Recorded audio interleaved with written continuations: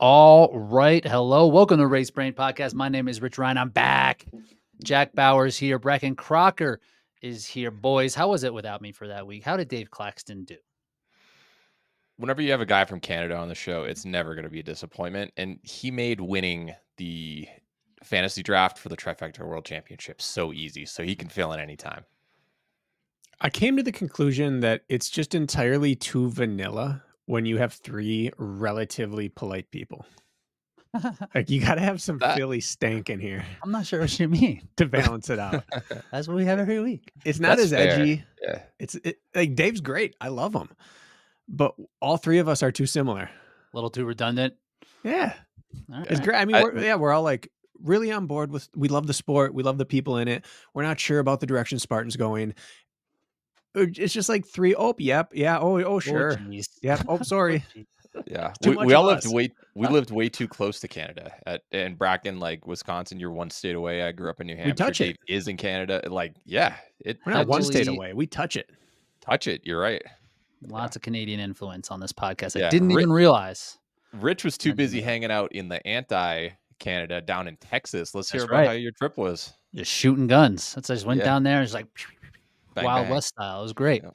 Yeah, trip was great. I hated to miss you guys, but we had to go and get some business, some content. Mr. Nick Barrett told Bracken he's running 54, bro. 54. I gotta hear it. So I heard a couple, brief sentences of stuff. Kent was saying that he is fit. Like, you really are buying in? Yeah, I mean, he's definitely fit. You can just see from, if you follow him at all, like his work that he's doing, it's like big. He can take on a lot of volume. His volume is huge. His volume's very high. It's just gonna be a matter of like executing the race. I think the middle might be a little bit of a hard time for him, like from after sled pull until row. Like, I think he can recover, but I don't know how aggressive he will be able to kind of push through the middle there. Yeah. Just for lack of experience. It's just like it's a tough time domain, and the intensity at that time domain is just you really need some time to kind of wrap your head around that. And he hasn't really played in that area often, but he's going to do well. Like, he'll rally because his volume's so big. He's good on the row. He's good at lunges. He's good at wall balls. But it's just going to be like the totality of the race from the intensity standpoint. Yeah. It'd be tough. I think that, like you said, burpee broad jumps might be something that if you haven't done those before at race effort, 30 minutes into a workout or so, that's when it's going to be like, oh, okay, this is real. I could see that tripping them up a little bit, but you're right. Just the volume, it works for Meg Jacoby, and most athletes who can just stack volume, they end up doing well. Has he ever raced a hybrid race before? Because obviously we know about his running credentials, and he does hit the gym clearly, but it is different, like combining the two and actually doing a hybrid race. It might be like race 2 where he really succeeds, and race 1 is just kind of feeling it. I don't think he has done anything specifically that is compromised running. BK, he says the phrase compromised running. It's a thing now. It is. That's you, man. It's technically Kirk. trademark. Oh, it's Kirk? Yeah, I used to call it fatigued running, like a fool. And Kirk called it compromised running. I was like, that's way better. So I'm giving it to you though, BK. I'll take it, but I didn't do it. All I right, didn't come up with the concept. I talked about the concept, but he named it. For the listeners, our show almost had the word compromised in it, but we went with race brain instead. Do you remember that? Highly compromised? Yeah, slightly or highly compromised, one of those. But I think race brain was the right choice. Then Jack came up with that JR Ryder between the legs dunk. Oh yeah, no one's ever seen it. Race brain. Yeah. Rich, you bring something up about Nick, and this isn't a training podcast per se, but sometimes we talk a little bit, and it kind of just cemented something that's been growing in this sport, I think, as people who are training for it and or coaching for it. When people come on now and they're like, hey, I want to work towards hybrid, I used to have a lot of things I would lead with. And now I have one question I lead with, and it's, how much time do you have? Mm-hmm. That seems to, it's become like the number one thing is volume, and you nailed it. Like, he can come back because he can stack a volume. The people that can just dedicate hours to it and handle those hours, that's now like the number one skill set you can bring to the sport is availability for training. It's how well you can handle it, right? Yeah. if you can put in that type of time, and Jackie mentioned Meg, she can put in a ton of time and she recovers from it and can improve. I think that's where there's just going to be a trap down. I think a lot of people are falling in it now, is trying to play that volume game, but without being able to recover. It's twofold, right? You have to be able to afford it, but you also have to be able to handle it and sustain it. And Rich, I was listening to you and Ryan talk. You guys are taking planned off days despite having like a lot of vol. So like you do have to balance both sides of the coin. I'm old. I can't just be banging at this like that. I need to like rest. Full day off. But OCR, this is probably the dividing line between OCR. Other than like actual strength, power output, work over time, that kind of thing. But like the training style, for a bit, people could kind of be ready for both. But we had people win a world championship in OCR, a 2.5 to 3 hour event, off 6 to 8 hours of training per week. Not everyone who won did that, but some people did. You are not going to ever win a Hyrox World Championship off less than 10 hours a week. Probably less than 12 to 14 average. What do you think the best pro marathoner has been able to put in terms of weekly volume? And running's a little bit different because it is so destructive, but comparatively to like the top athletes, like what is the most percentage? What's the least amount someone can do compared to the highest? Right. So if like, you know what I'm saying? So if like the majority of people are whatever, we'll just use 10 hours a week of aerobic work. Like, is it 80%? Is it 70% that we've seen? There's still a high range because you have people like Cam Levins or whatever who go up to 180 miles per week, right? Those have some people running Canadian. 200 miles a week. Canadian, eh? Shouts to Canada on this podcast. Yeah. But the floor is still high. Like there are people doing 70, 80% less volume than him, but they're still running. You less don't really volume? Then like they're only doing 30% of his volume or? Oh, sorry. 80%. No, if he's running 180 miles per week, there are pros who are running 205 or under at 100 miles per week. 90. Yeah. Like wow. 50%. Yeah. Okay. Yeah, you're right. But there's really no one under that. That's world class. Like you don't hear less than 1 to 110 a week that's successful. So the upper ceiling still has a huge gap between it, much like Hyrox does. But like Hyrox, the floor is getting really high. You don't hear about world class 80 mile per week runners for the marathon distance these days. So Cam Levins is like Dylan Scott, basically, but everyone else is like approaching Meg Jacoby territory. I know Isaac Sanderson, he posts his stuff weekly and he's doing 7 hours of running, 7 on the machines, 4 hours of mobility. Like he's laying it out like that. And we saw massive improvements from him in the past year. Like he's able to handle the volume, it seems. Yeah. And I think that's where that'd be interesting, right? Like, so if say Dylan and Meg, they're mid-20s of hours we're talking, and that's like of working out, not of like mobility. I don't count mobility as training. I don't count. Just like of volume. Yeah. And so what do you think we're at? Like half of that is, a lot. 12. Is that kind of where the floor is now? I would imagine it might even be a little higher than that. I think 12 is the number to be like a 62 to 59 to 62 minute range athlete. Like if you can come in at 12, you can run around an hour with some talent and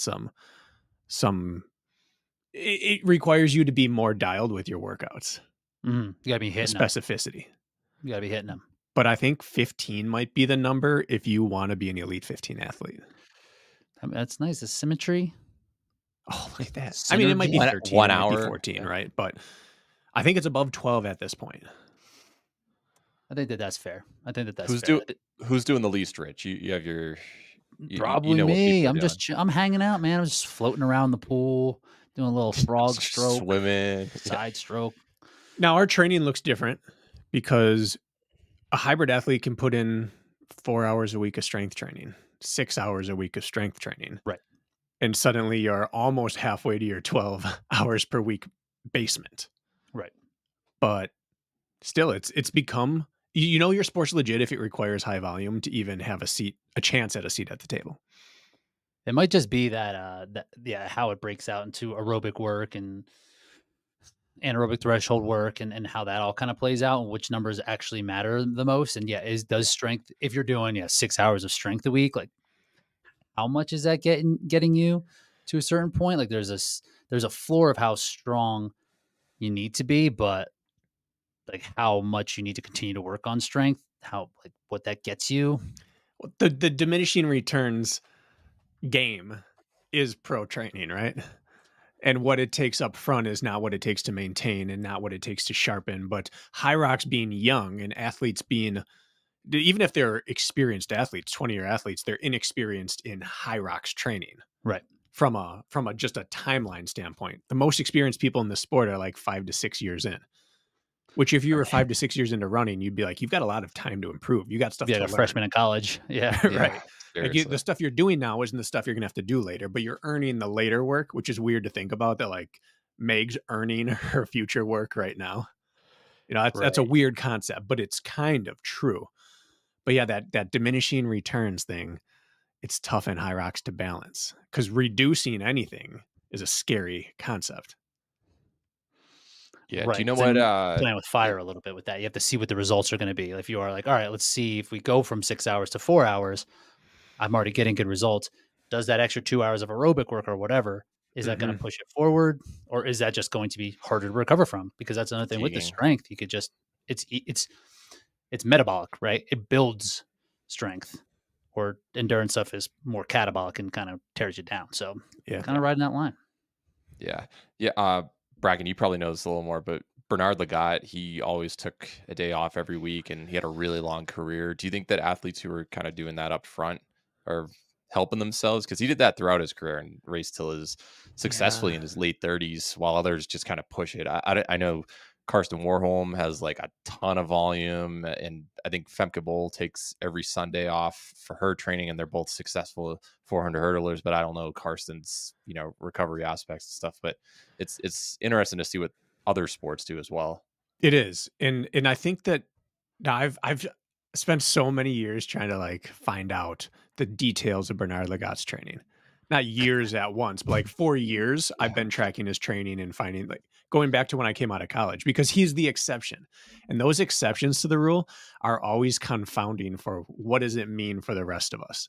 I think what it comes down to is he might be the most gifted athlete we've ever seen in our lifetime. He was, by all accounts, not fabricating when he said he was a 60-mile-per-week athlete his entire career. And he ran the second best 1500 ever. And he also ran a world level 5K and half marathon and marathon. So like on 60 miles per week, what he did might just make him the most talented person athlete, which means we have to discount everything he did. We can't apply it to us. But also it's the recognition of what does work for an individual and not just playing a game of volume and doing what everyone else does. There's probably, a third, a quarter of the people who are trying to play that game with Cam Levins, who, if they were back a little bit more, would probably be. But then that's like the mental side, is like trusting what you're doing, giving yourself time to see the improvement instead of just like stacking more for the sake of more, just to chase what we think is the best way to do it. All you see is someone else is outworking me, so I need to catch up to them, and like you fall in that trap. Yeah, the tricky part about the whole volume game is that volume is destructive, but it's also armor. Like the people who run big volume intelligently or safely have really long careers. And the people that run big volume and don't get it right have very short careers. And people with small volume don't have staying power in their career sometimes. And other times, sometimes they go on forever because they never took any damage. Otherwise, sometimes they're never durable enough because they don't train enough to make changes to other events, and then they get hurt. Or it's like, there's so many ways to look at it, and it comes down to, I think Rich is right, that it's putting words in his mouth. It's not about being the hardest worker in the room. It's about being the most aware worker in the room, and pairing that with your coach's awareness of, I have to treat this person the way they need to be treated. And in Hyrox, that might change for you every season. Right. Figuring out where to go. And like if you go too far in one direction, if it does deteriorate what you may have had, then you have to kind of rebuild that so that the scales kind of tip in a different direction.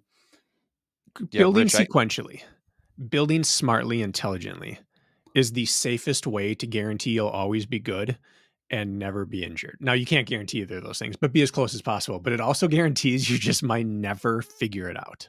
Mhm. I guess the people who take like the Dylan approach, who take swings, Dylan may be slightly more consistent at championships if he followed a safer plan. Mhm. But I don't think he would have won DC with a safer plan. But he wouldn't be North American champion. Right. Exactly. So it's But he's like, seeing the success. yeah. So it's like where like he's right, but also like it could be a bit more optimized, but maybe he's like third there and fifth at Worlds, right? Instead Right. of first and 10th or whatever he was. Yeah. Rich, I was just going to comment. Yeah, people should listen to that RMR episode with you and Kent where you guys were Thank kind of. you. It was a good one. I needed a long drive up to Castle Rock, and I was like, let me listen to this. So it was a good one. But you were talking about specific this year, you're trying to hit a certain amount of minutes per zone or at a certain heart rate, as opposed to like you're not accounting for the time that your heart rate ramps up because you're not technically in that zone, you know, at the beginning of an interval and stuff. So you seem very systematic with that. And you think that seems to be a little bit more important versus just simply volume. Like you're targeting metrics rather than just going for how much can I work out. Being very specific around what the race demand is going to be and how much time I can spend in that area and build on that, as opposed to just being like, all right, last week was 50 miles, this week 55, and that's better. Where really it's like, I know now I can do this much time in this area of work, and I've been able to repeat that over time. Where other than in the past, I would have been maybe run down a little bit more, so I never quite even get to that zone and being able to sit in that like discomfort because I'm just kind of worn down because I needed to run 60 miles or whatever I needed to run. You know? Yeah. This is the cool part of hybrid training. As runners, there was always two ways to approach volume. It was either oh my goodness. Oh, you turned it on. I didn't. No. This has been happening lately. You got to get in there and you got to get in the app. It's what I have to do every time. I have to pull it up here and bring it back to position 1. There's more in the more settings you can turn that John off. I had it off. This is nonsense. You back? We're good here? I think so. Oh yeah. Running is either you hit your number of volume and you fill it the best you can, or you hit your number of how you fill it. My ratio of the week, my minutes spent here, mileage spent here, and we run whatever volume we can on to hit that. And then that's your progression through your career. You either hit your numbers and you fill it more and more. You mix your drink a little stronger over the years, or you mix your drink how you want it, and then you can consume more of it over the years. Those are the really two ways that runners go. Whereas hybrid, you can hit your minutes right from the start and make sure you hit your volume because you have machine work that is like directly related to your race, rather than does spin bike really help my 10K? Yeah. You don't have to worry about that. Skier And helps less my damaging. Hyrox. Rowing helps my Hyrox. Also. Yeah. I think that's the whole the Daniel's formula brain that we carry, right? It's like, okay, in order to get this much zone 4 anaerobic threshold, whatever, everything else needs to be here to make sure my ratios are in order, because that's what this one guy said one time. Right. And now it's, that's something I've really had to break away from and try. I've gone looking at it like, oh, maybe I should need to be this big to do this here, but it's like, no, I'm just going to ski some. I'm going to get on the bike a little bit. Just do what feels good. And if it's working continuously, it's like still kind of working, I guess.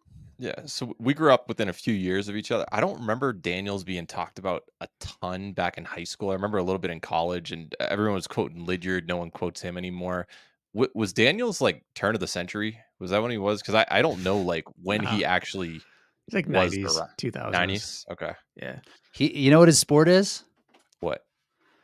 Modern pentathlon. Jack Daniels has to have laser takes. Yeah. Do you think he likes 5% of your week is laser pistol shooting? I wonder if Jack Daniels likes the pistol more or less than Bracken. I don't know. No one likes it more than me. Yeah, no one does. He's the all-time #1 fan of that. Yeah. All right, that'll wrap up TRP on first RB. Training talk we've talked. Ding, ding, ding, ding, ding, ding, ding, ding. All right, let's move along. We are going to talk about some trifecta results. I was looking for it. It was on the other side. I just wanted to look up you have it. First published date. You got the Alan Culpepper We version? actually have it. Yeah, we got some Culp here. This is the second edition, though. Okay. I think that's the one I had as well. Who's on the first edition? It might have just been like a nobody. Just like a Quentin Cassidy type. Yeah. He was born in 33. Okay. Born in Yeah, 33. 90s probably sounds about right. 98 is when it came out. 2005 was my second edition. Revision. Okay. I just Googled Jack Daniels and Before we move on, posing a question to the panel. ding, ding, ding, ding. Is there any fallacy in running that was more confusing and sending people off on the wrong journey than the long run cannot be more than X% of your weekly volume? That is a Daniels thing, right? I don't know who started it. He certainly did not shy away from it early on. But that whole there must be a blank relation to blank.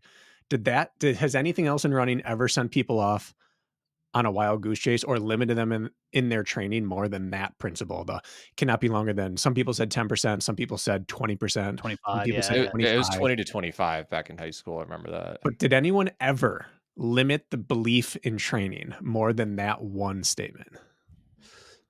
I guess it's like that statement probably exists for the health and safety of the majority of runners, right? It's if like you're training for a marathon, you do 3 miles on Monday, you do 3 miles on Wednesday, you do 18 on Saturday, right? Like then disproportionately, like you probably will get injured. But for like marathoners, like OCR trail, like then it just doesn't. Yeah. It doesn't. If you're training instead of exercising, there's a big like you're going to be able to hold the volume a little better. Now, if it was him, to their defense, as podcasters now, I'm sure Rich gets it all the time. Someone will throw our words back at us. Someone will be like, yeah, I've been doing that one thing you said, and they'll say it. I'm like, I don't think I even meant it that way.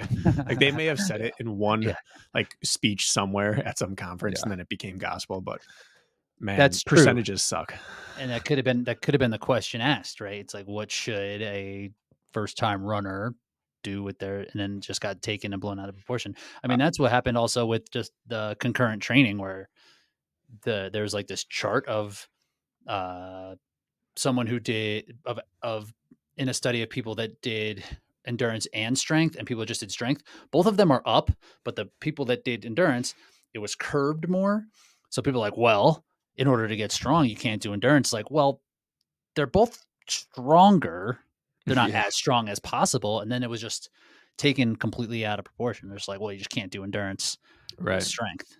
I would say you need to like speed work, just that term limited a lot of people. They're like, oh, I got to go to the track and do my 100-meter sprints and stuff. It's like, that's not actually going to help you in an endurance event as much as you think it will. So a lot of people who start running, they're like, oh yeah, first thing, I want to run fast. It's like, so I can sprint at the end of my 5K. It's like, well, you're not going to run a good 5K if all you're worrying about is your finishing kick. We get that with Hyrox too. Absolutes. People just want absolutes in training. Just give me the rule, a template, then I just set it and forget it. And set it and forget it just almost doesn't exist in the real world. Yeah. Doing the same thing for a quarter of the year. It's like, I'm not getting much better. It's like, oh, I understand why. I understand how this is possible. All right. Trifecta time. Trifecta time. So Jack wiped the floor with the OCR European great drafter, Bracken Crocker. It was like it was a complete shutout, wasn't it? 15 points. That was destruction. Yeah. Final scores on that one. We had 16 for me. We had 51 for Bracken and 52 for Dave, who didn't even have the right amount of finishers. He got 52 because we added you let dude not draft enough people. That's so like rude. It's bad. Yeah, like, Dave told him how many to draft and just didn't do it. Manuel Defoe showed up, and then he didn't race the beast because he was doing that Atlas Stone carry, and he put it on his shoulder or something, and he previously hurt that in Seattle, and it just re-aggravated something, so he decided not to risk it, and he's kind of starting his off season. And then he drafted Esther. She didn't show up. Lisa Musakio, she was gonna race, but he felt the pain. He felt the pain. Teacher, Jack did his old tricks, just sticking people on the board who's not going to show up. Yanka. Yep. I had this nice thing where my first and second picks didn't race. Dang, really? That was exciting. Who'd you take first and second? Susanna and Shoteg. Yeah. Tough. So I got updated info. Ryland wiped out on the mountain bike a couple weeks ago. That's why I didn't race. So that's a bummer. Yeah, it was a nasty accident apparently. But yeah, Susanna was planning, and she said it in Matt's interview after Croatia. She's looking forward to battle Nicole in Trifecta, and then I wouldn't didn't have show beat up. you. No. But 51 and 52 is pathetic against 16, and it would have been closer. Yeah, I mean, you handed me Gregory Basilico on a silver platter, and then I'm like, Richard Hynek, let's go. You're on my team. Had a couple of That's a boomer bust scenario, and it roll boomed the for dice you. right there. Yeah, they started 9 seconds apart on the final race. That is exactly what you want, where someone's just out of view, but or still within view, but like just ahead enough. What would you have done if you were Richard Hynek or Basilico in that situation? You've got a 9-second gap. Gregory's obviously the better pure runner. Do you just push it and try to stretch him out, or what's going through your mind there? Gregory starts out so hot that I would feel really, really frustrated if I were Hynek. And I think that's the right move for Basilico because we've seen him miss obstacles. Yeah. Just to get a little bit of, and Hynek is so strong on carries that to get a gap early is probably the move, just to try to break that proverbial rubber band on him. He's run 30:01 this year. I think you press that running advantage, especially in a Hynek is race like not. this where you have to run out of town first. Like you just run what you can run. So on the men's side, Gregory Basilico did win the entire event with he aggregated it for us, put all the totals together, which is very nice. If you're not familiar with Trifecta, it's like a stage race. So in the sprint, they start together, the super, they start together, right? And then on the beast, they set you out in waves based off of how much time you've accumulated over the first 2 races. And then whoever crosses the finish line first at the beast is then declared the winner. I have some issues with this format, but it does give you the winner breaking the tape, which is nice, which for clarity's sake. That's what they want. They want the final finish or the first finisher in the final day to be the guy who won or the woman who won. Like, but in terms of like racing, it's just like just different. You were able to race your competition twice, and then all of a sudden, like you're all by yourself. Yeah, and we've seen like Ryan Woods in 2019. He started out first, and then Hynek ran him down, and then ended up crossing the finish line first. So you do see people, overcome in that situation sometimes. So Gregory took the win, total of 3 hours and 20 and 3 hours 20:26. Then it was Richard Hynek, 2-time Trifecta champion. At least, I think twice. Yeah, at least twice. I believe so. Marcel Fabian was 3rd. David Labros was 4th, and our boy Angel Quintero taking up 5th there, which is a pretty good result by him. Bracken just let me have him also. He tried saying his name so many times, and I'm like, you can't pick another guy, Bracken. You can't pick another guy. Picking but I know who you're going for. That's how BK rolls. Dudes. Yeah. I hate even admitting this, but I let Jack get in my head. I had my eye on Labros the entire time. Yeah. And then when my wild card or whoever bounced out, I got to pick someone new, but Jack was like, oh, I would have taken Saniga. I'm like, oh man, he got to know something I don't. And I went with him rather than my gut, which was Labros. And I absolutely let Jack ruin me. Yeah. Saniga still was good, finishing in 9th. Very good. From a wild card position. You would have had like 46 points or something. It would have been a nail biter. Other notables, Luca Piscolderong, who's been, I think, was he on top of though? At one point. Power 11? Ultra. At one point? No, I think Basilico was always slightly ahead of, but he was like in the top 3 at one point. So he's finishing 6th. Thibaut John was 8th. Then other guys down here that we might know. Pavel Hrdina was 19th. Nikolai Dam was 16th. Peter Vinicki was 15th. So, I mean, this is just a crazy race. There's so much that can happen. There's just so much that can happen over the course of this weekend. Not a ton of coverage we had to follow here. Generous. So that would be generous. Instagram stories that don't exist anymore. Hey, well, we just got the results, and Jack aggregated them together for us. We appreciate it. Rich probably would have claimed he'd win if he was in this, but I would have smoked you in this. And Bracket, if I'm being transparent, when you picked Susanna, I was like, damn, I truly thought Susanna was gonna pull the upset there. So I was kind of not mad that I got Basilico, but I probably would have taken, if I was the second pick, I probably would have taken Susanna instead of Basilico there. He's lying. Doesn't help me either way. I got spanked. However, I have a question for you guys. Getting negative right away. Nuh-uh, we're 30 minutes in. Yeah. Now we've seen that there's been a regime change on the sports side at Spartan, correct? In the company of Spartan? Yes. Yes. Yeah. And so we are dealing with the prior regime currently, and the new regime is trying to make things change for what they consider the better, and we're going to see it more for next year. So this statement isn't necessarily directed at the people who are running the sport right now, but has Spartan managed now to kind of kill 3 of the best events in the world of OCR? OCR Worlds is really dying on the vine, if not dead. Oh yeah. Tough Mudder, which we're going to talk about later, has the worst field we've ever seen assembled because Spartan has removed whatever incentive they had to show up. And now Trifecta, they've essentially neutered the coverage. And we know the sport cannot exist without eyes on it. So them who are floating the industry, have they killed 3 of the 4 or 5 best events of the year? That is tough with the From an Trifecta outside coverage. perspective? Because a couple years ago, Jack mentioned the Ryan Woods year. That coverage was amazing. That was so good. I stayed up all night watching these things. Yeah. Yeah. I mean, yes. The event still drew people, which is awesome. And it sounded like a great event, but we didn't get to watch it. No. You had last year's second place finisher who has won or podiumed multiple events at Trifecta World Championship. Pablo Herdina finished 19th. You got a very strong draw on the men's side. Yeah. Women's side, not so much. Like Susanna was planning, and I guess she may have got injured. It was a little surprising not seeing Esther. But you're still drawing all of the top studs over in Europe.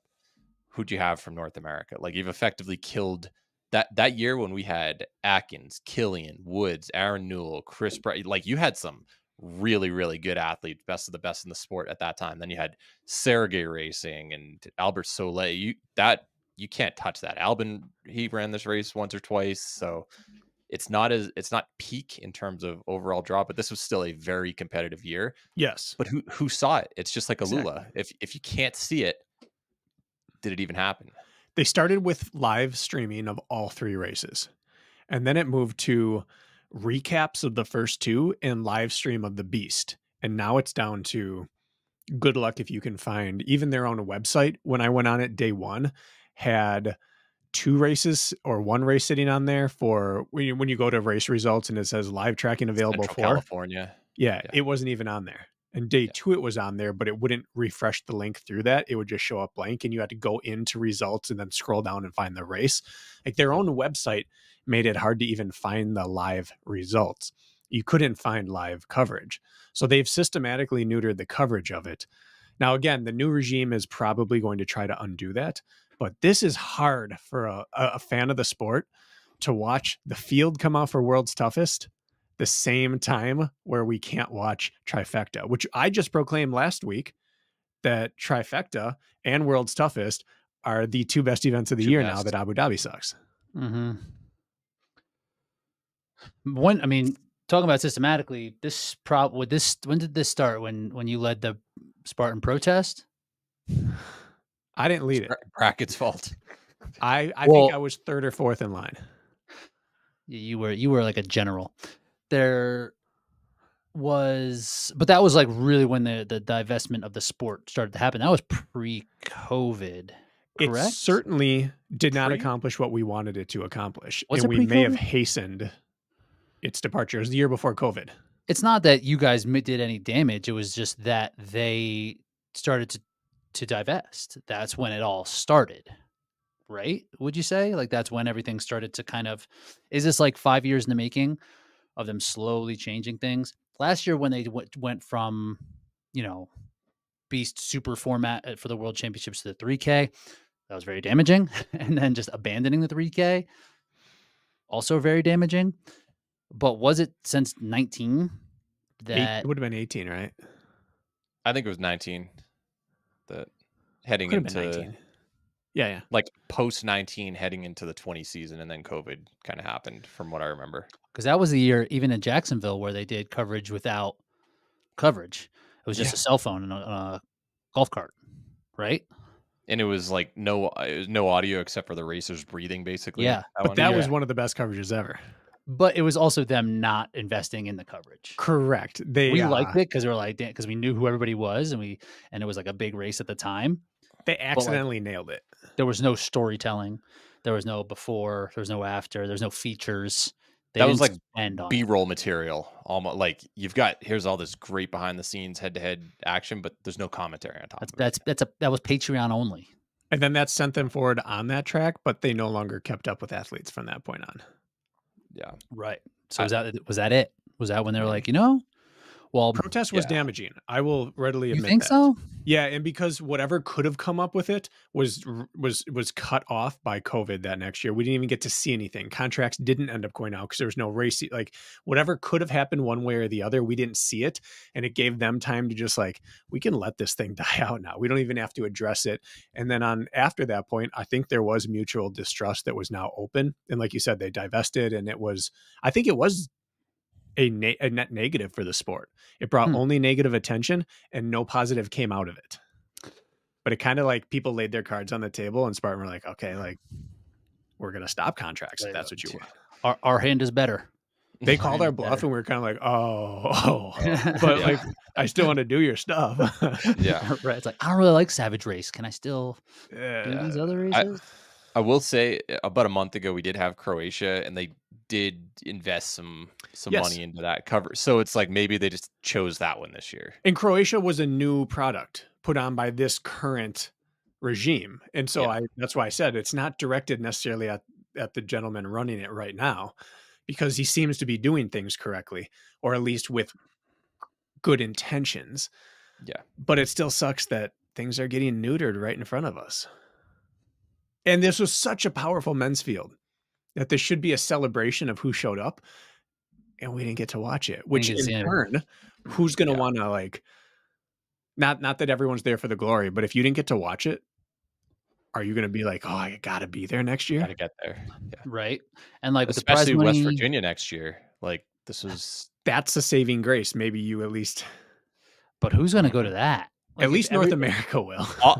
I was going to say, all we do is talk about how great West Virginia is, and like that would be our location for West Virginia is sick. But like the North American athletes aren't showing up. We're talking about World's Toughest right now. Like, well, we have spoken about it. No one's going, and no one went to OCR World Championship.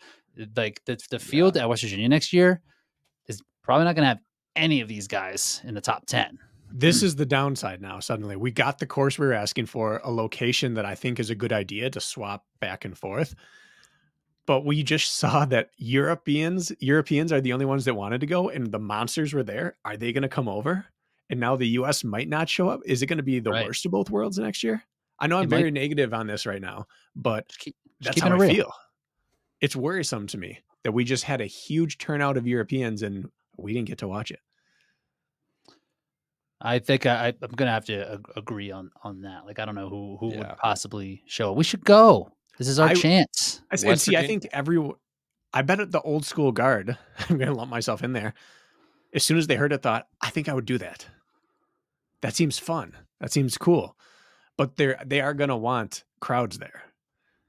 I'm not saying Woods will go, but like Woods wouldn't go unless Atkins was going.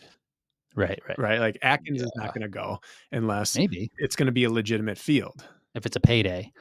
I'm trying to find like the prize money for this because historically it's been 5, 4, 3, 2, 1 for Trifecta. I think it was about a $30,000 pop, but I am struggling to find any pictures with checks for such a big weekend, for such an investment, because your hotel or Airbnb bill gets tripled with a Trifecta weekend. And then on top of that, the extra gear you're going to have to probably have along and all of that. It helps to have more people with you. You do need to be able to pay deeper than 3 at this race, and ideally deeper than 5 to get big fields to show up. And we need the Europeans there. That's mandatory for a Trifecta championship. That's what's keeping OCR afloat. The European athletes. And they've kind of claimed this. They've marked it. This is their event. We've had Ryland podium. We've had did Atkins podium one year? No, he missed it. It was Luca got second, Basilico maybe he got third. Was Woods off of that podium that year too?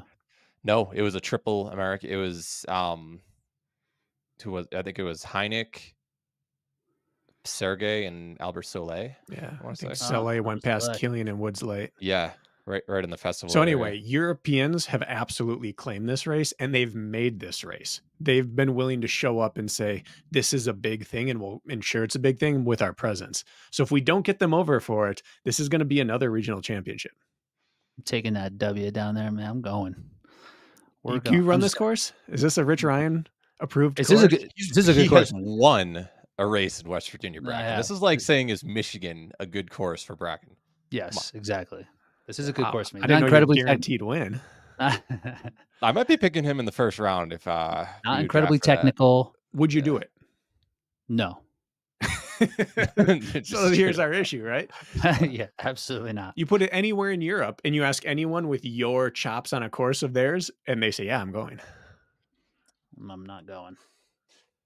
I think that would be actually pretty fun doing it. It would be super fun. It's a great spot. I mean, it's really hard to get to. September 6th. It's not like Sparta's easy to get to.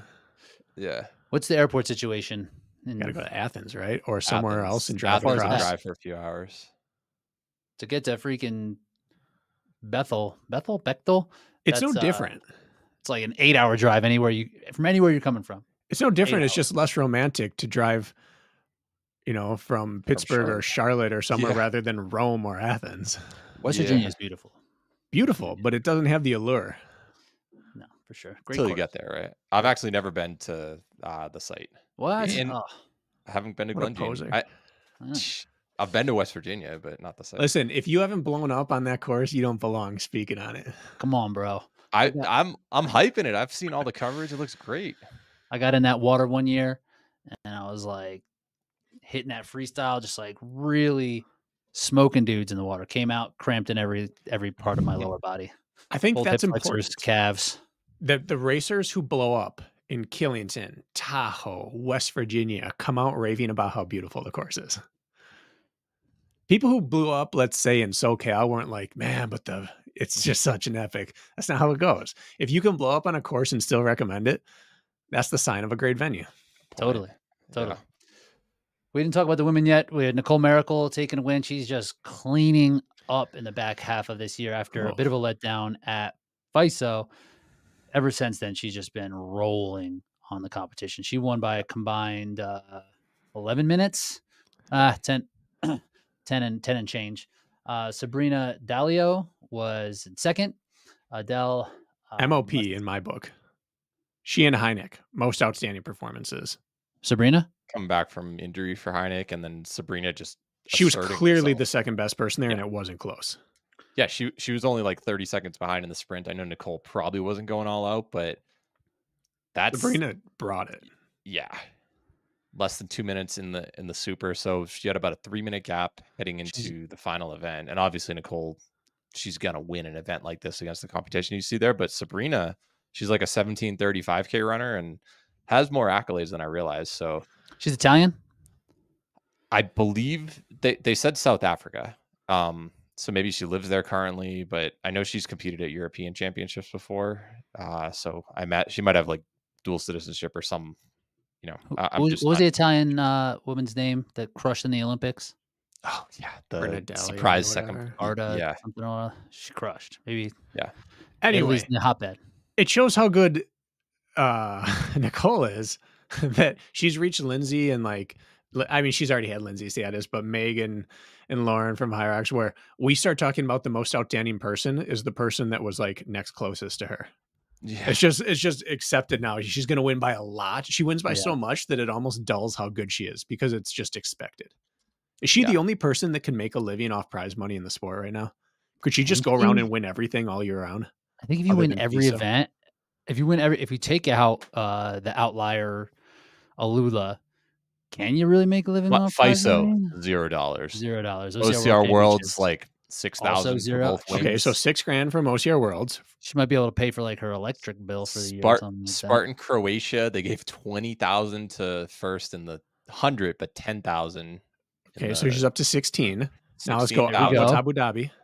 No, Seattle. She won that. I think that was 5,000. 21.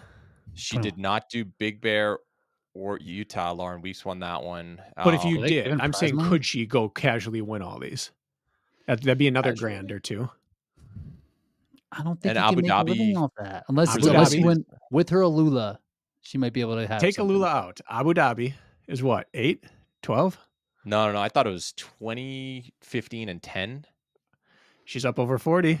All right, And that's then not Alula Alula. add in 40. She's got good money this year. I ain't gonna do it in Colorado, but No. Then you add in Alula, and she's 6 figures. Could be. could be. Alula, what was second place? Oh no, 50? she didn't win Alula. No, it was 80, then 40. I think she won 80, 40 in Alula. She's like, yeah, That's what I okay. was saying. Still a decent year. That's But that's as big a year as you see in OCR. It ain't free to get to these. And she's And the only one. No one on the men's side can do that. Don't forget, there's that World Obstacle Championship in Dubai a week after Abu Dhabi, and they're offering big. I've actually got this right here in front of me. So they're offering separate money for the 100 meters, 1500 meters, 2500 meters, and 5K. So there are 4 different ones, and when you convert to from dirham to US dollars, it's about $9,400 for first place in the 5K. And then about half that for the 2,500 and about a quarter of that for the 1,500. So she could, in theory, make about $17,000 there. That if she went all 1,500 three. would have really got my bopper popping Oh, up yeah. and down a few years ago. No kilometer and a half. 1,500 is a good one for you. Yeah, I think that's Interesting. probably best case scenarios. On a track, just walls. Let's just make it a 1,500 steeple. It's basically a then we're steeple in. with hands.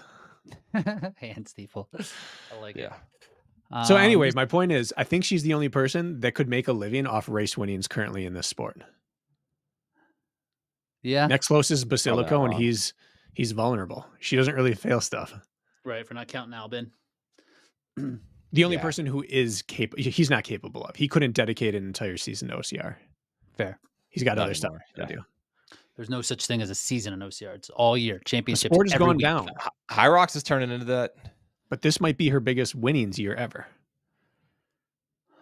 Pure prize money. Maybe because when Because of the 40,000 head start. The Lula for Well, sure. yeah. Yeah. Because then when she won Spartan, that was That probably was 20 or so. 20-ish. She's probably had $50,000 to $70,000 prize money winning years before, but this might be her Yeah. single biggest. Yeah. Not sponsors included. Just Yeah, straight yeah, up. yeah. Just Yeah. prize checks.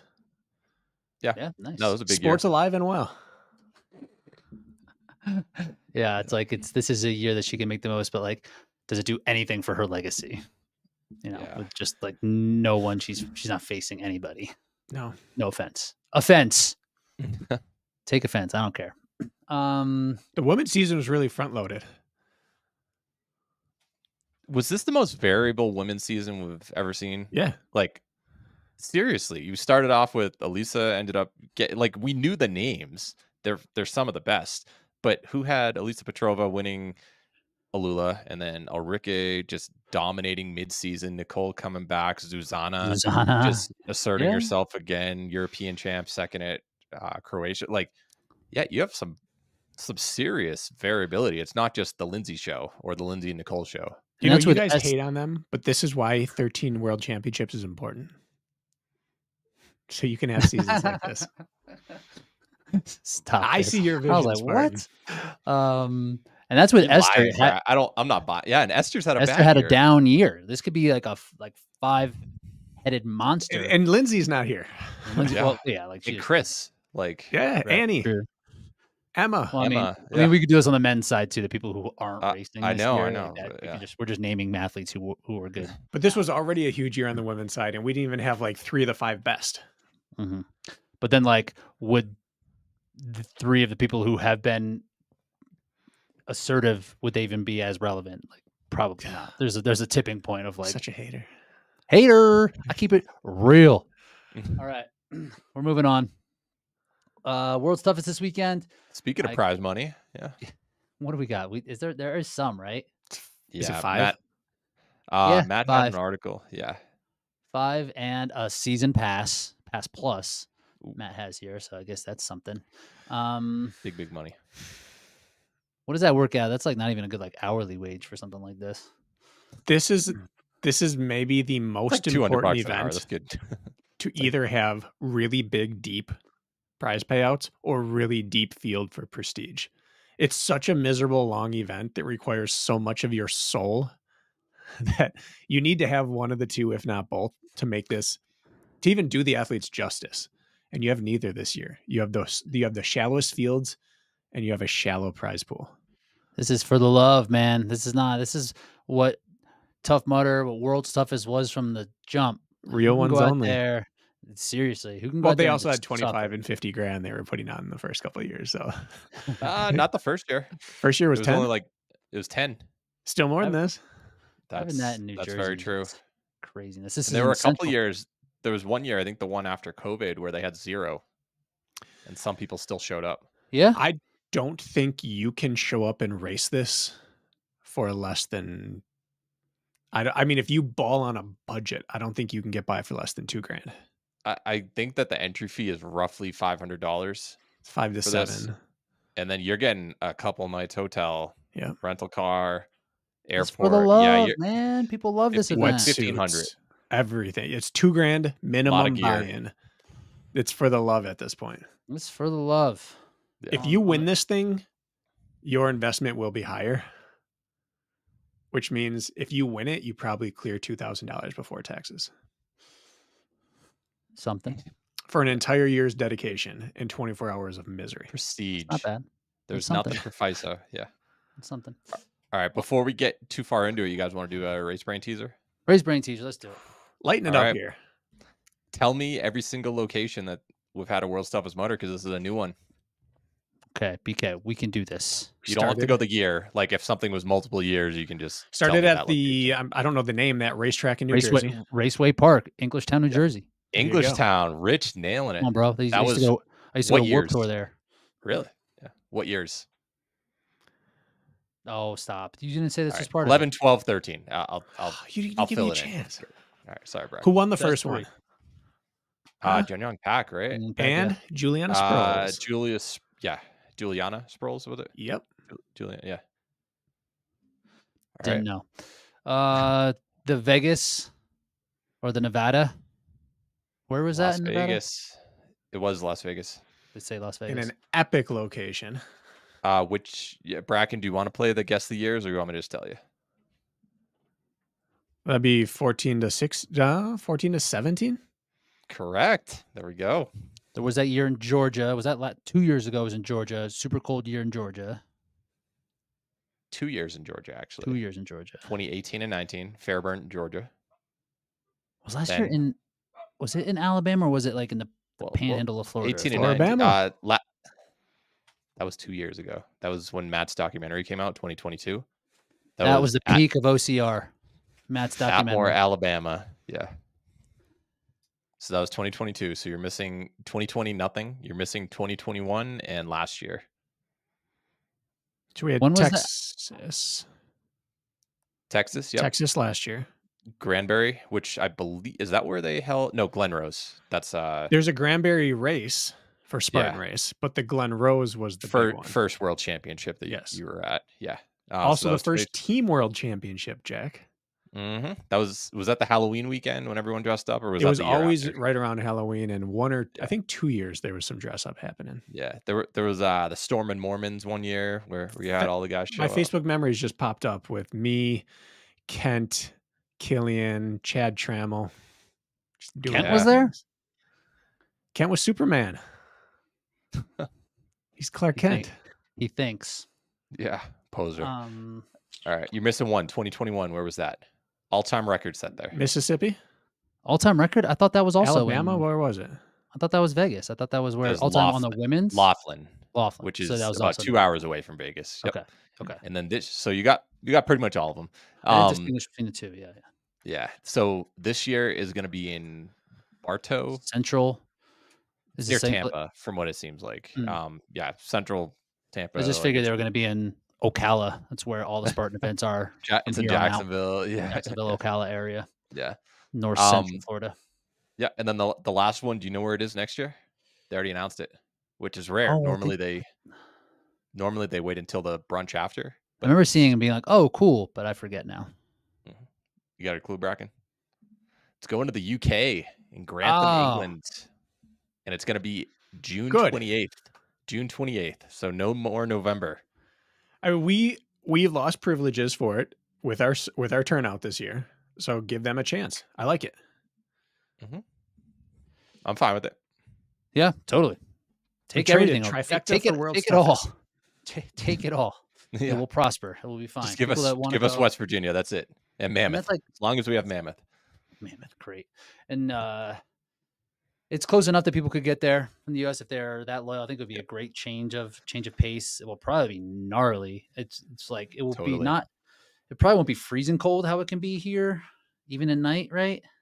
Oh, it could be. I don't know. It could be nasty. You get cold, even if your body temperature, or if it's like 60 degrees and you're getting wet, you're doing that for hours in a row. Just think of just staying in a pool. Like, that's nasty.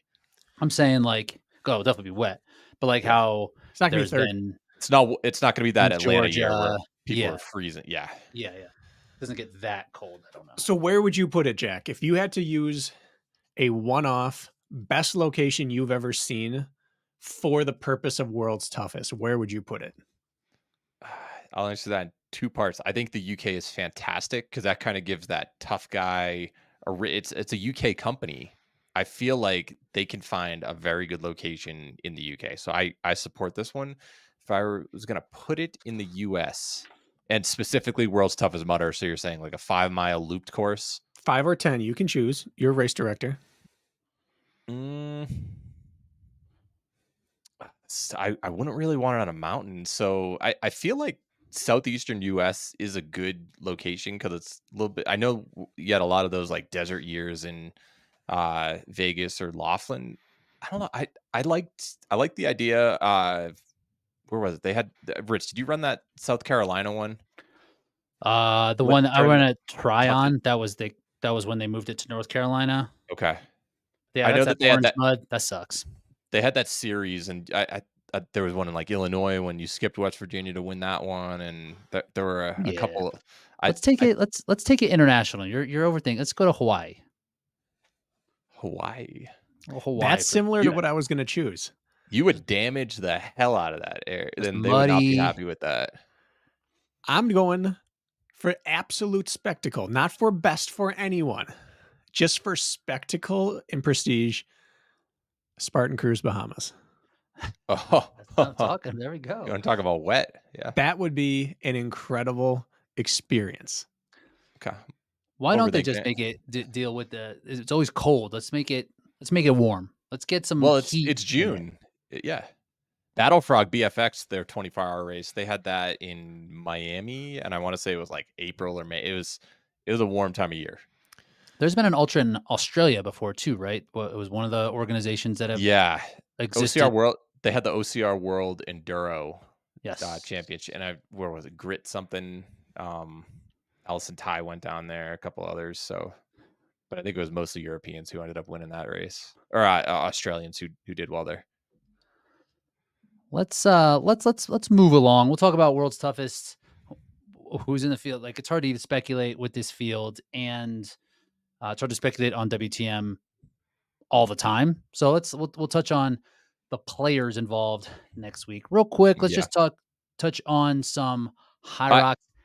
I do want one thing for this. There is a potential milestone. That's the only thing I'm going to mention on this. Trevor Sykos currently has 935 career miles with World's Toughest Mudder. If he shows up, he has a very good chance of reaching that 1,000 barrier. So that would be very cool.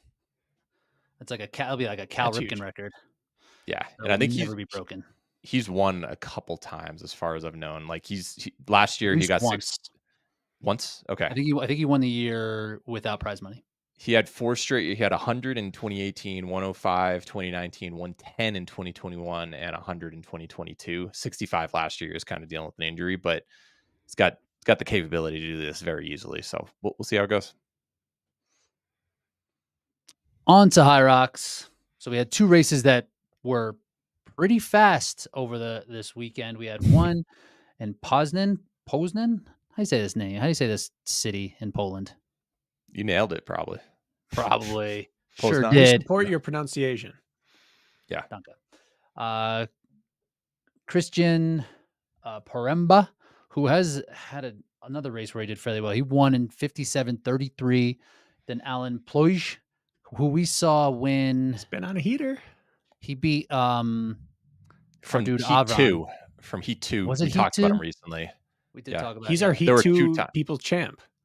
Yeah. He's done it 2 to 3 times 2 already times this year. Yeah. And then who else do we have out here? Alan Cow, Harry Thompson, 59:11. Who was third? The David. Alan Cow. Oh, okay. I thought there was some Cow? guy from the UK. No, it might have been a different one. Okay. Then other notables. Sean Noble was 60:54. Eric Woodward was 60:55. Tomasz Tverdict was 62:09. Not in great form yet. A little surprising. But he'll be in all the majors. I think.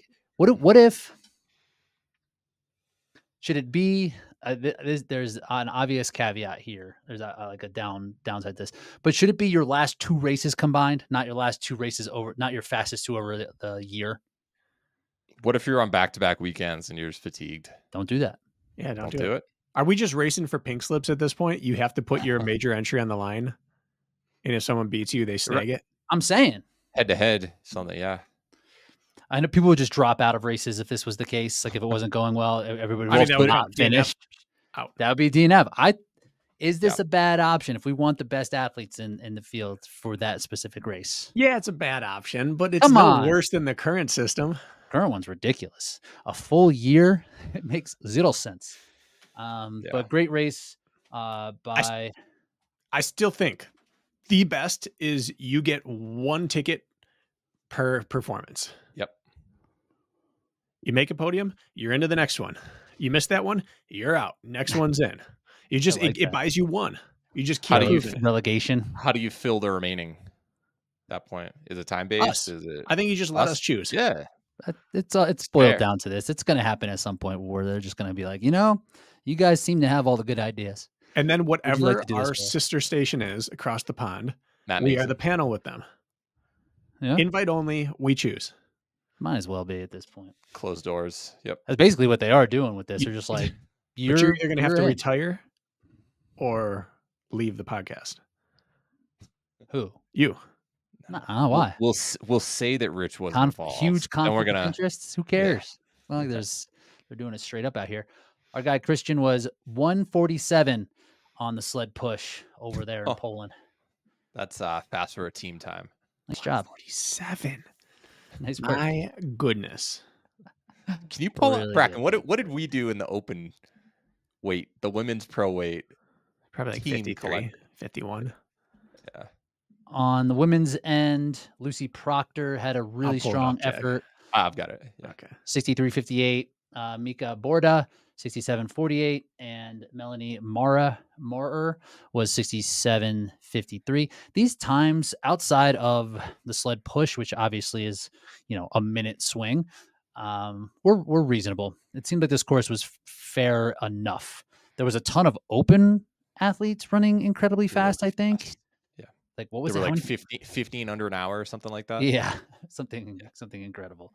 But that puts Lucy Proctor in decent position now for a major. She is she's okay. She's in 24th, so she's improved her standing with a big PR. So she's just someone to watch. She's a younger athlete in the space who can make some waves based out of the UK.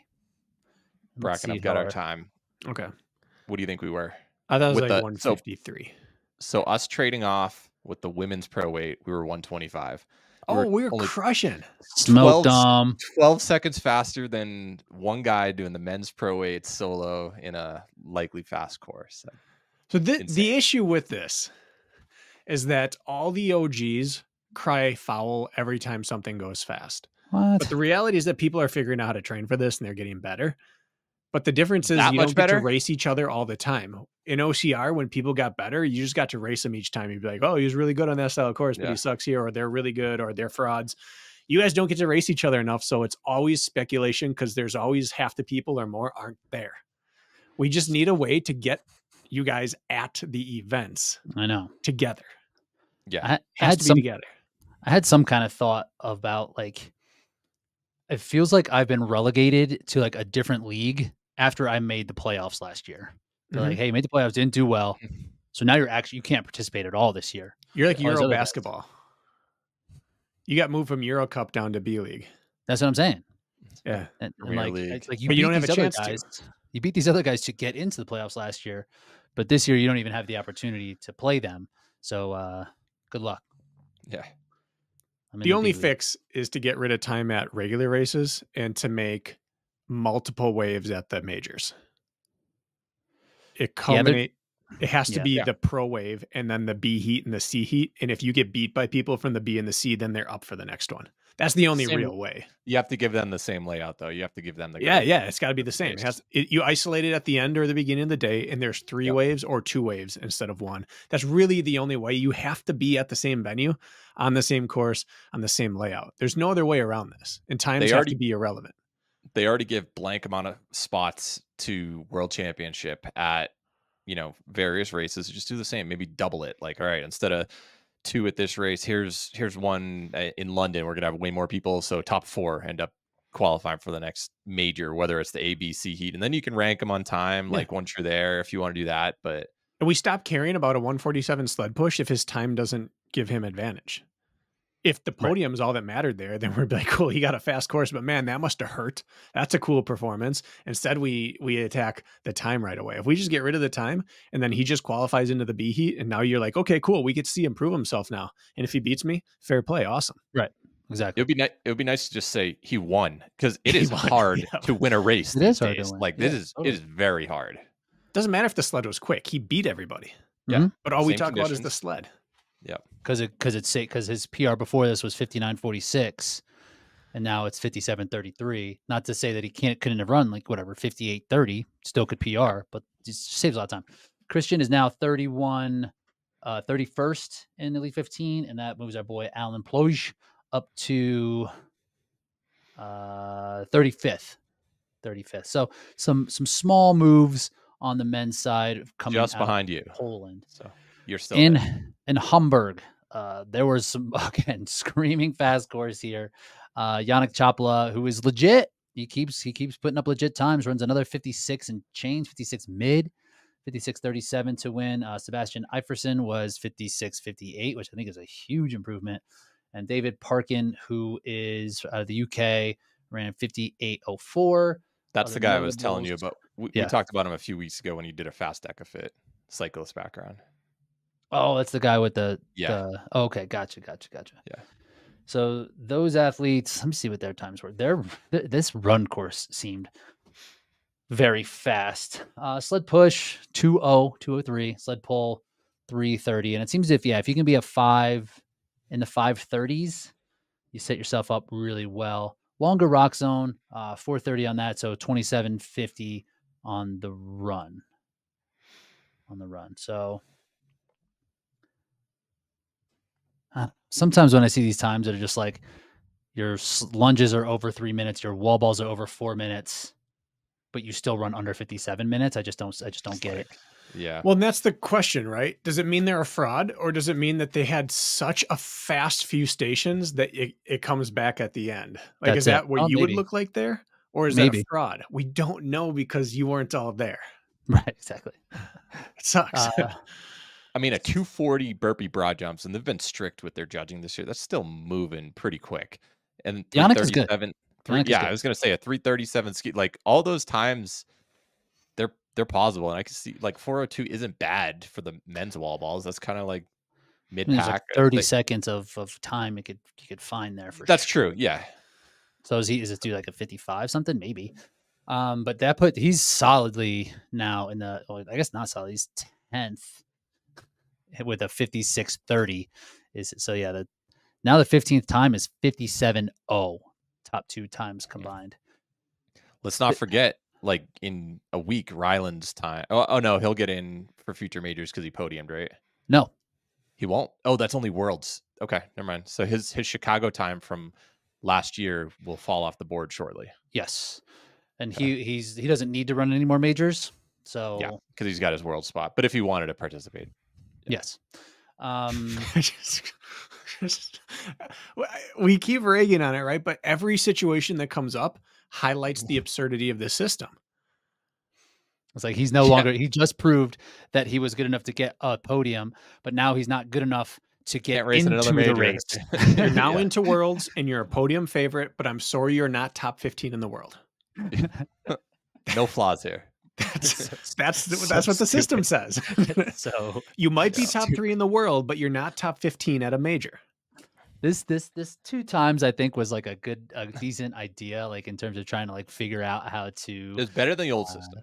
to level out. Is it though? Like, is it better to level out the 2? But now it's like you get 2 goofy courses, and one happened a year ago, and that still counts for you. And if like someone else races faster than their recent time, like they're better than you right now, but because they ran a second time that was better than your second time a year ago, they get priority. We all thought it would be a little better, and at least would give people a chance. Like, you just got to do it again and prove it. But what we forgot about is that it was going to highlight the disparity between existing courses and new courses in Europe, because new courses in the US get our equipment. And new countries in Europe, if they're far enough away from a pre-existing country with a location that Hyrox goes to, they get new equipment. And so in Europe, you have the opportunity to hit 2 new courses in a month if you want. And now you're set. You're good for 12 months. You're good for 12 months. Good. So it actually is less fair or accurate, because it lengthens the divide between established courses and first time Find equipment. a new market.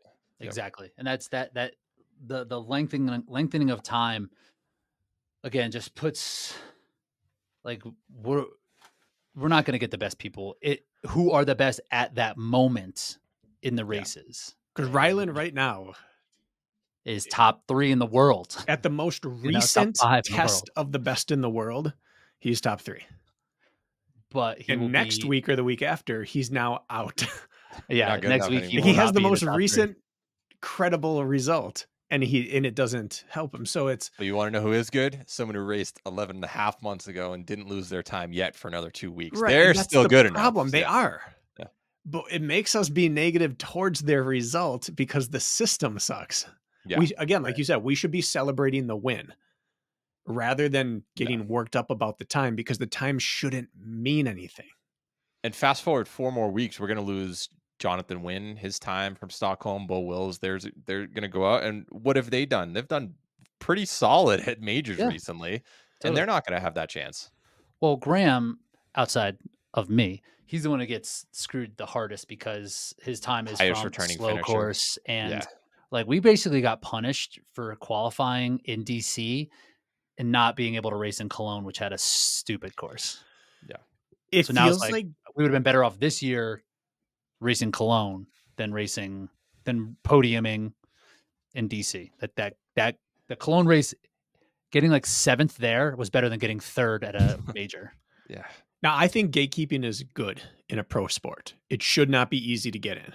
You should prove that you're one of the best to get in. However, this feels like a budget-based gatekeeping, where if you have the budget to fly to the new courses and gamble that I can put $3,000 towards this trip, and if it works out, great. If it doesn't matter to me. You can do that a few times in a year, and you're going to find 2 fast courses.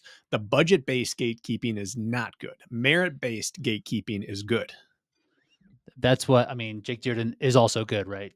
Sub 240 guy. Yeah. Won doubles world championship. Was 60. Able to go to Cape Town. That got him into Amsterdam. And now those 2 times are just so fast that he's just going to be like right in and around it the rest of the time. Yeah. Rich, you want to know what this reminds me of?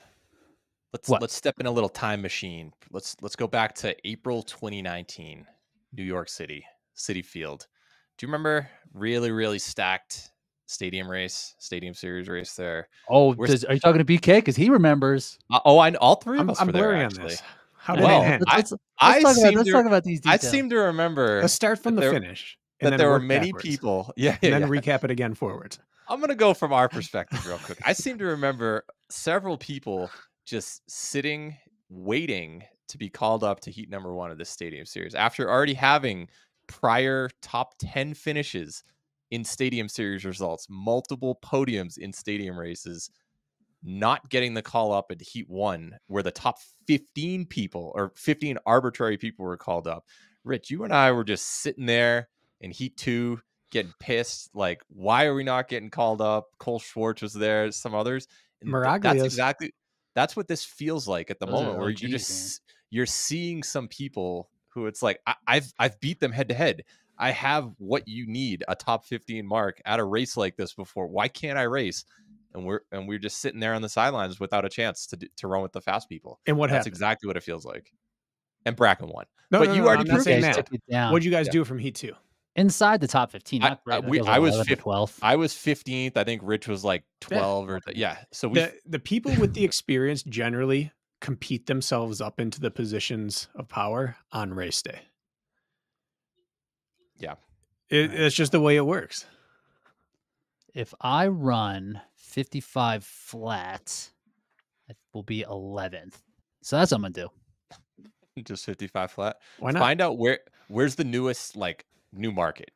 Where can you get pretty soon that has never run a race before that's going to have new equipment? So you can just pushing that sled in 90 seconds and I don't care what happens after.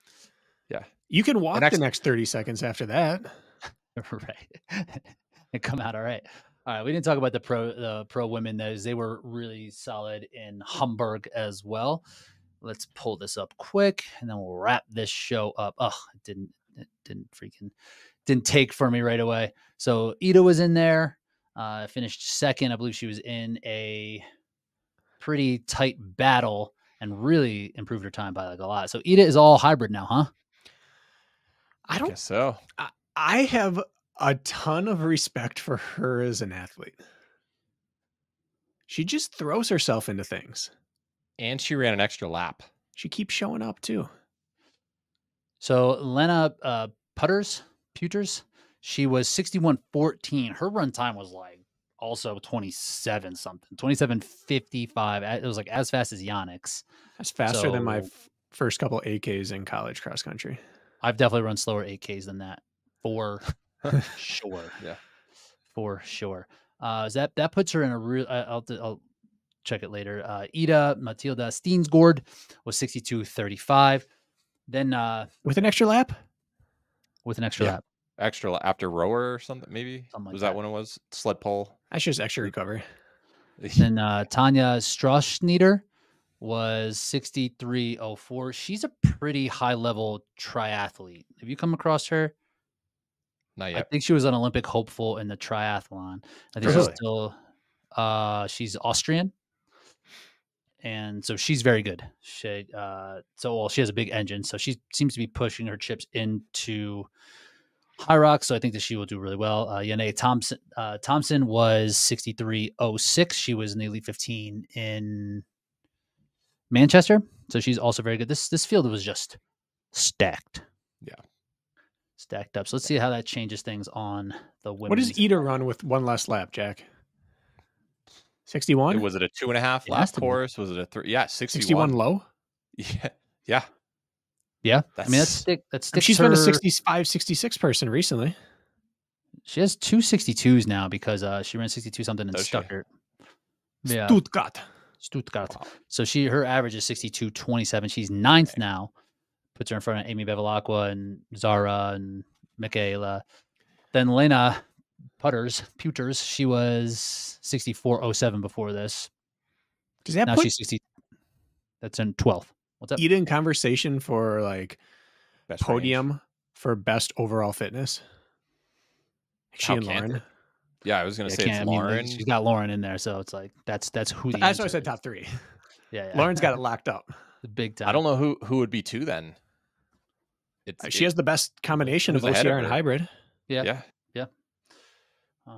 If Viola, maybe. Chris here is. Oh, yeah. It's just been so long that we've seen Chris. She's coming back. She's fit right now. Yeah. If she pops off here, she's 2. Either way, though, those are the 3. So she's in for Hong Kong if she wants to go, and we'll probably put her in a good position to get to Vegas if she wants to be there as well. This bumps out. Go ahead. Oh, I was just going to say, both of Ida's times are within like the past 2 months, so she's sticking on this list for a while. Yeah, totally. That bumps out Camilla. She's now 16. Jade Skillen also drops out of top 15 and 17th. Then Jess Petro is 18th. That moves Tanya up to 27th because she had a 66 in Stuttgart. But if she can repeat that time that she just did, that'll put her right up at the line. The line right now is 63.02, which was definitely the world record like 3 years ago. Women are improving rapidly. This is Big exciting. Big time. Yeah. Miriam's still on the board. She's 40th. Got another race result. You saw that they had a race in Beijing a couple of weeks ago. A Hyrox? Yeah. So they had one. Mhm. And Cody, he was on your podcast once bragging. Yep, exactly. He used to live in China, and he said, and it's been common in Spartan, they just don't post results. Go look for Beijing, see if they're posted. They just don't give race results. So I don't know if anyone ran fast, but it's just something to keep an eye on, where it's like, you're probably not going to get results from mainland China published for privacy reasons. That's what they've done for years for Spartan. So it's just something to keep an eye on. All right. Can't have you Western spies looking at our Hyrox times. Yeah. We don't know. Or Spartan times. Shit. It's probably better off for us too, so we're not trashing the Chinese like that. They're probably on WeChat. Yep. All right, that's enough. We've done enough. Next weekend, this weekend, we have World's Toughest Mudder. I believe there's a race in Paris. What's our coverage situation looking like? I hope they have the tracker at least. The tracker's money. Yeah. That's watch-along material. Had a 24-hour watch-along? Said we won't. If we do a Kings and Queens tour where they bring back all the world champs, I would do a 24-hour watch-along. 100%. I would commentate that for free. Well, not for free. Show up. All right, squad. Nice job today. Anything else?